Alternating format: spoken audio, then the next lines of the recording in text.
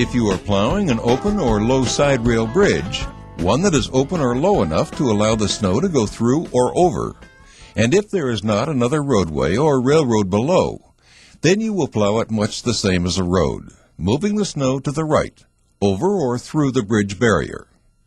However, if there is a railroad or a road below, or if the bridge has high closed barriers on each side, then you are going to have to plow it differently than a road. You have to go slower to avoid throwing the snow over the bridge and onto any traffic or tracks below.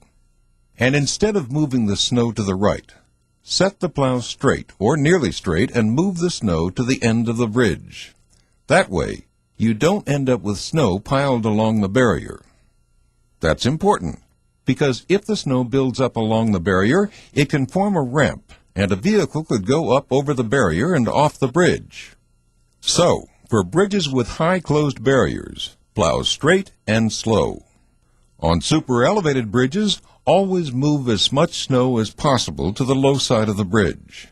That prevents snow on the high side from melting and then refreezing into ice as it flows across the bridge to the low side. Whenever you go on and off a bridge, you must make certain that the angle of your blade is not parallel with the expansion joint. If it is, the blade can fall into the expansion joint and cause considerable damage.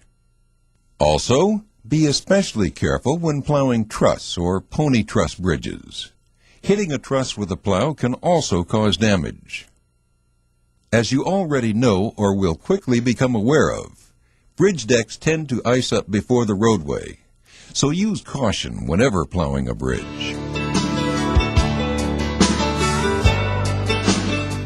When approaching railroad tracks, raise your plow high enough to clear the tracks, then lower it when you're completely across. Otherwise, you could catch the plow in the tracks and damage the mold board, the blade, or the tracks. Also, turn off the spreader when crossing tracks. There is a very good reason for this. A buildup of snow, ice, salt, or abrasive on the tracks could actually derail a train. So at all railroad crossings, raise your plow and turn off your spreader.